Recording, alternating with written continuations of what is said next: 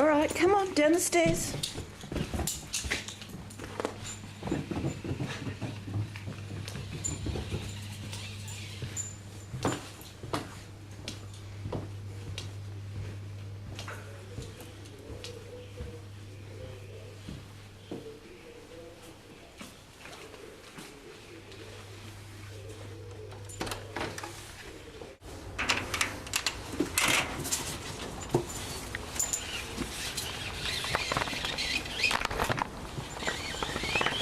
Wait a second, please. So when I leave upstairs to take Poppy for a walk, it's like I'm going through various stages of emerging into more and more public space until finally I'm in the street.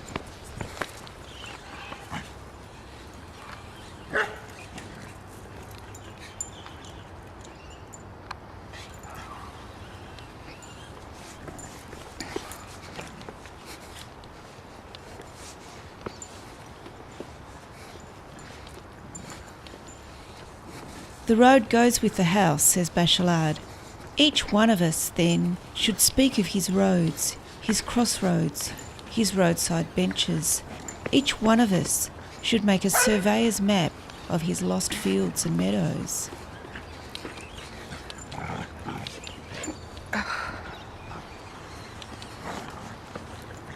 Drop that. Poppy, drop it. It is by walking that we know our home territory. Walking creates intimacy and turns space into place. Drop it. Good girl. When I take Poppy for a walk, there is no destination beyond the eventual return home.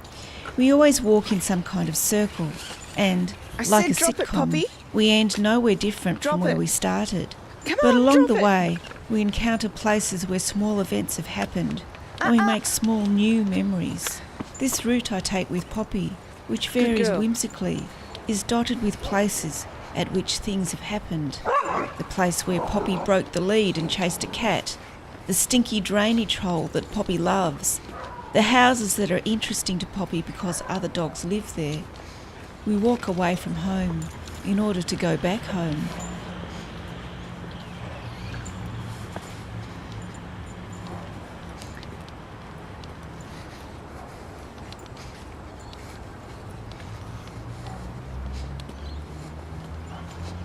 In the process of the walk, we create personal mythologies about the neighbourhood, says Sato. I'll tell you some of mine. I live in the 2006 Commonwealth Games village. I and my neighbours have bootstrapped our community out of nothing in the space of 18 months. I know most of my neighbours. We have local characters, like the blind guy up the road who stands on the roadside calling for his taxi every morning, as if he thinks calling for it will maybe make it come faster. We have a local family who have domestic arguments every second weekend. The police are often there. We've already been through several households with loud, drug-fuelled weekend-long parties. I take Poppy on playdates to another doggy house, and there are rumours about kept women in one house on our street. They are very mysterious. We don't think they speak English. We also have a neighbourhood association who are very active, and I'll have more to say about them. My street is very neat and regular because it was built as a housing estate. Some people like the standardisation, some hate it.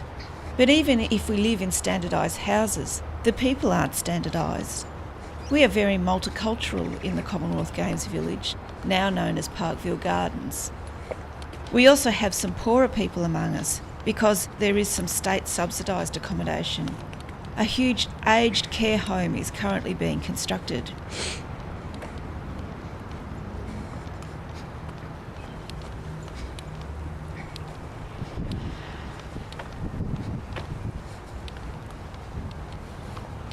Probably the best thing about my neighbourhood is its proximity to Royal Park. Poppy loves this pond. She would spend all day swimming in it if I let her. Of course, I've got to be a bit careful because she's not actually allowed here, and sometimes bird watchers appear out of nowhere and tell me off. This pond has only been here 2 years, and now they want to rip it out to make way for the new east-west tunnel. The tunnel will help cars and the people in the cars go from Sunshine to Ringwood and vice versa. Nobody actually wants to Come go on, from out of there, Sunshine to please. Ringwood, as Come far on. as we can tell, but that doesn't seem to matter. Nor does it seem to matter that the tunnel will increase car use, increase carbon emissions, and lead to further degradation of the environment. Environmental problems are always someone else's problems, aren't they? When it comes to business and economics, anyway. Simon Dolby exhorts us. The widespread cultural assumptions that we are here in a specific place on Earth has to be exposed for the powerful political illusion that it has so long been. We are not on Earth, we are Earth. We are not here, safe in our cities. We are interconnected through a complex web of economic activities and communications, which are also ecological actions, to remote supplies of resources, as well as to distant factories, which have complex consequences in a way that ensures our actions here are inevitably also actions there. Dolby is more or less expressing the Greens party attitude to the proposed tunnel. The Greens ask us to consider not just the quality of life in our neighbourhood, but the planet and the future for all of us. Many of us in Parkville Gardens are more parochial. We just don't want the tunnel in our own back pond. Actually, to be fair, the plan is to rip up the pond, build the tunnel, then put the pond back. They'll be doing the same to quite a bit of the local area. The Chinese aged person's home on the other side of the pond will presumably not be so lucky.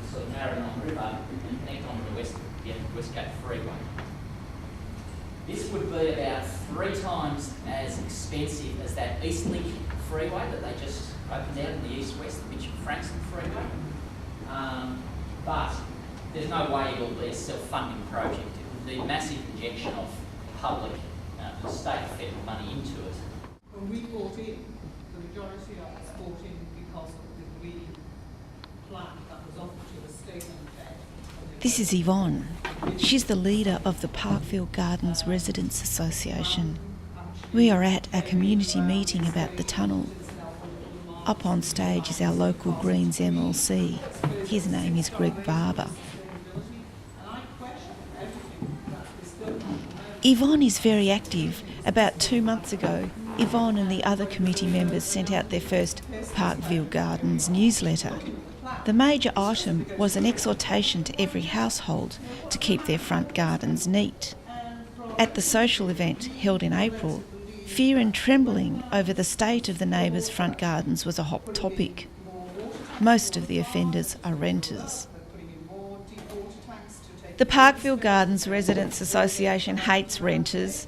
Not only are they poor gardeners, but they tend to have loud parties. I'm not sure that I'm going to continue in the association. However, I do agree with Yvonne about the tunnel. And she has such passion and energy.